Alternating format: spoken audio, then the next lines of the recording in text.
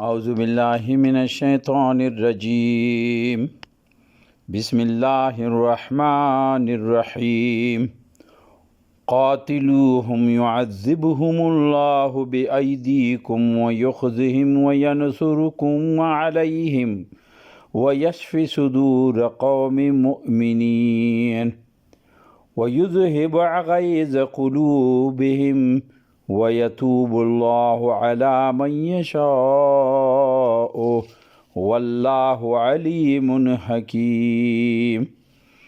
أم حسبتم أن تتركوا ولما يعلم الله الذين جاهدوا منكم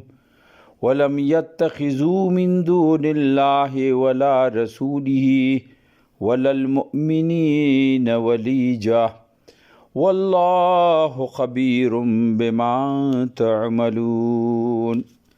صدق اللہ العلی العظیم. انتہائی قابل احترام دوستانوں،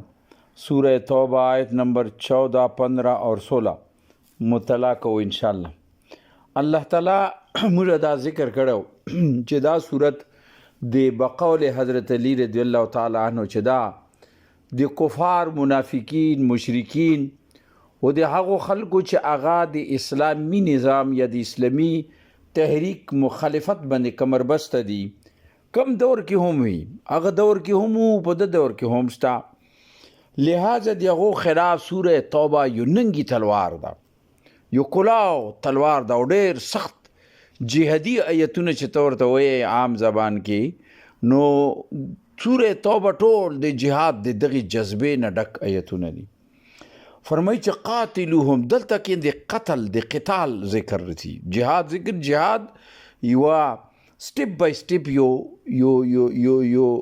یو تسلسل ده، یوه سلسله ده چې د هغې آخري میدان قتال ته راسي. مګر ابتدا د جهاد کله چې لفظ قتال راشي، قتل راشي، نو هغه ډایرکټ حکم ده، یعنی ډایرکټ میدان جنگ حکم ده. قاتلوهم، جنگ وکئ دی سره. يعذبهم الله بأيديكم، بعید نه ده چې الله تعالی دوی ته عذاب ورکوي د تاسو د لاسه. الله عذاب، يعذبهم الله، الله عذاب ورکوي دوی ته بأيديكم، تاسو د لاسه دا خوروي، تاسو د لاسه ذلیلوي. ولې چې دا هغه خلک وو چې تاسو یې د مکې نه رایستلي وئ یا یې تاسو رسول یې رایستلی و. دا هغه خلک دي، دا هغه خلک دي چې تاسو ته په لاندې نظیر باندې کتو. دا هغه خلک دي چې تاسو باندې ظلمونه کړي دي، تاسو ته تکلیفونه رسولی دي. دا هغه خلک دي چې د مدینې خلاف هر وخت، هر مقام کې، هر ساعت کې، هر میدان کې د مدینې خلاف یا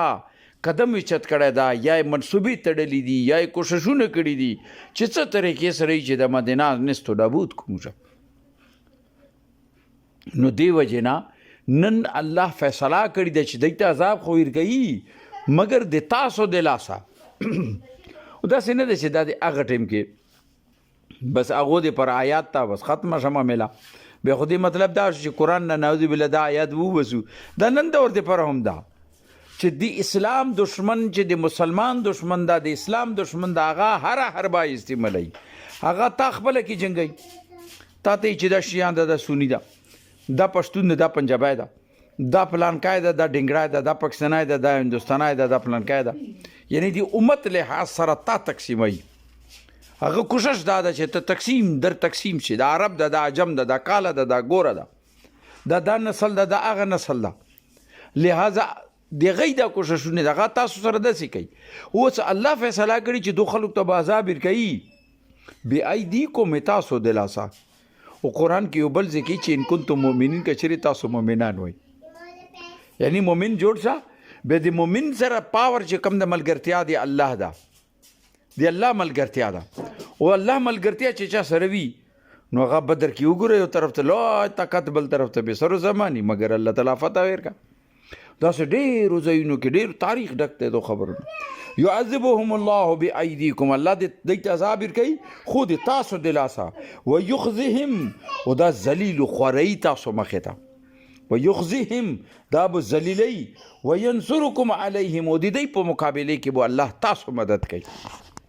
دی مقابله کې وو الله د تاسو مدد کوي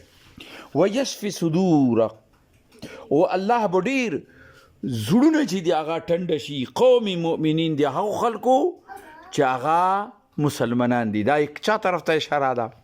بقي کې داسې خلک چې هغه مسلمان شوي صلح حدیبیه په موقع کې یا بعد کې مختلف ادوار کې دغه د بعد چې دا کومه سلسله شروع او فتح مکه د بعد نو هغه نوی مسلمانو خو دې باوجود چې هغه اسلام قبول کو هغه کې او څه مجبورای نه یو خدای چې نه برتلو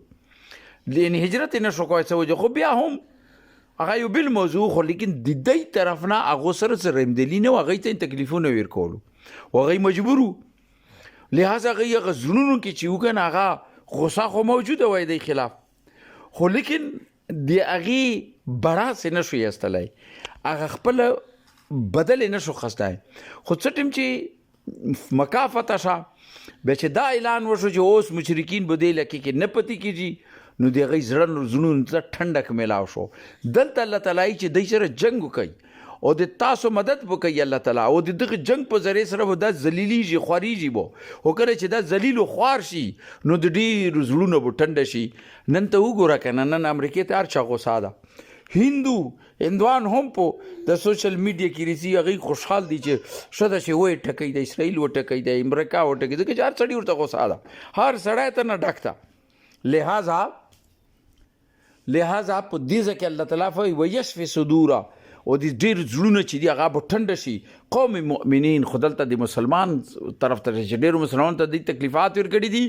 د ظلمونه غي چرګړي زیاتای او سره د غزرونه بټنډ شي ويذهب غيظ قلوبهم او د غي زړونو کې چې کما غصه ده کنه یو چلند د دې لپاره یو چلند زړونه سيزي هغه به الله تعالی زړه وبسي د هغه جلن برو بسي یعنی هغه ته زړه ته به سړواله ملاو شي ويتوب الله على من يشاء ها البته دا خبره ضرور ده چې الله چې چاته غواړي د توبې توفیق ورته ویر کی توبې توفیق ویر کی دلته کوم خلکو ته اشاره ده دلته هغه خلکو ته اشاره ده چې وخو مشرکین وخو دغه سردارانو سره ملګرتي کولې مګر زړونو کې څه خیر موجود او دغه خیر طرف ته الله تعالی یو قسم اپیل کړی دا چې کچری د کې خیر وی لږ نه خیر وی او د یغې باندې غور کینو بعید نه چې الله به دې توفیق د توبې توفیق ورته ویر کی نو دا خالصتاً د توفیق غدا لیکن د توفیق مطلب دا نه شو چې الله یې نه ویر کوي به الله مجرم شو نعوذ بالله الله نه دا مجرم بلکې اصل شاید دا کزړونو کې اخلاص وي کزړونو کې خیر لږ ډیر وي نو الله تعالی هغه ته خیر لري کولوي بیا الله تعالی دغه قدمونه خیر طرف ته بیاي به دغه خلینا دغه حرکاتو نه دغه هر شي اعمالو نه د خیر طرف ته نتیجاوزي بیا هغه بدو کوي انسان زړه کې بد وي وغه د بدو سوچ کوي او بدو طرف ته فکر وي بیا هغه ته پر بدو دروازې کولوي نو دلته الله تعالی چې ويتوب الله علی من یشاء کچری الله غواړي چاته غواړي نو هغه ته توفیق ویر کی والله علیم حکیم ځکه چې الله علیم دلته لفظ د علیم نه نه غته پته ده کوم زړه کې خیر ده نو هغه ته ده پته ده اچھا دلته کې وبل اشاره هم ده هغه ده چې دلته کې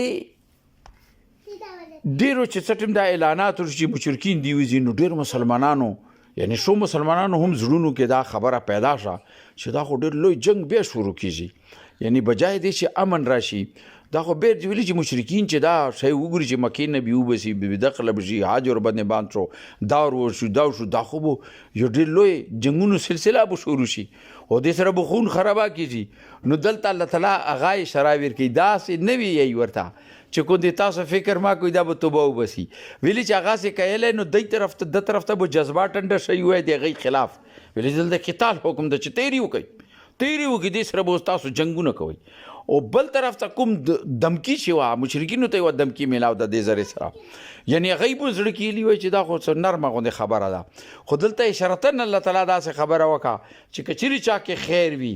او خیر پهلو به وروته ځکه چې د فتح مکه د بعد مسلسل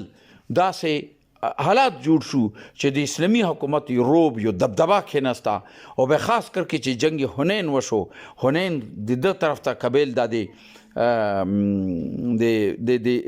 ریاض په سایډ باندې چې کومه علاقه د دې علاقې کې دا جنگونه شوي حنین والا جنگ شوی ډېر قبایل جمع شوي او دا یو آخري قوت د مشرکینو چې هغه جمع کړی مګر هغه هم الله تعالی شکست وخوړلو. نو هغې ذریعې سره بیرور دی کې دا فکر پیدا شو چې اوس د اسلامي حکومت مقابله څوک نشي کوای. لہذا ډیر سرداران آهسته سرداران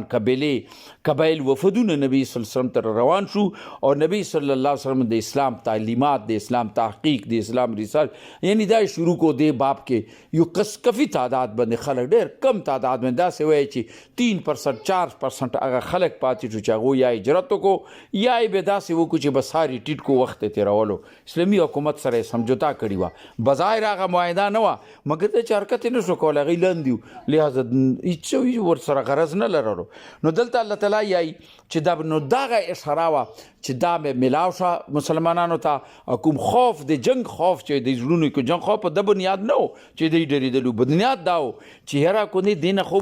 بیا یې جنګونو سلسله شروع شو نو هغه نه وشلله او د هغې شان نتیجه راووتله د هغې دروب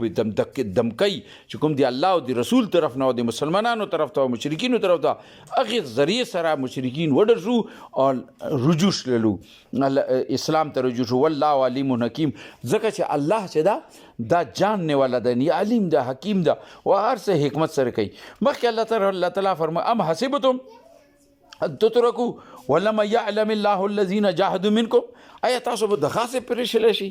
ان تتركوا او قرآن کې ځای په ځای دی داسې الفاظ رسي چې تاسو دا زړه کې چې موږ ایمان قبول کړی بس تاسو به دغه څه پرېږدم نه زه خو به تاسو ازمیښتونو کې چوم مختلف ازمیښتونه به در باندې رسي مختلف د کفر په مقابله کې د ګناه په مقابله کې د نفس خواهشاتو په مقابله کې د معاشري ډیماند په مقابله کې د قوم پرستۍ په مقابله کې د پارټي پرستۍ په مقابله کې چې بس یو پارټي د بزور پسې او دا که څه کوي که بد کوي زور سره دا ټولې پرستۍ موږ کې داخلي دي. الله چې د ایمان ازمایښت به زه تاسو کول لازمي داسې مو نه پرېږدم ان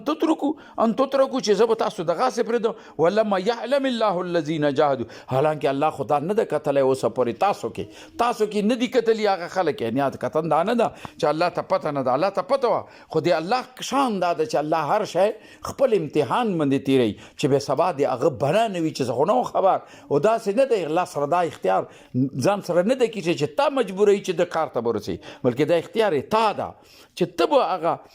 خپل مرضي استعمالوي که ته ښه لیر استعمالوي که ته بده لیر استعمالوي تا نه ده البته نتیجه الله تعالی تا ته ښیي چې نتیجه چې د هغه یې تا لاس کې نه ده هغه الله یې چې ما لاس کې ده. لہذا ولما یعلم الله الذین جاهدوا منکم الله کې الله تعالی خدا یا نه دي کتلی تاسو کې چې تاسو کې څوک ته چې هغه جدوجہد وکړي جان فشاني وکړي مال ولګوي قرباني وکړي ځان قربان کړي وطن قربان کړي نفس پرستی قربان کړي د خپل نفس دولت مال یعنی هر شي کې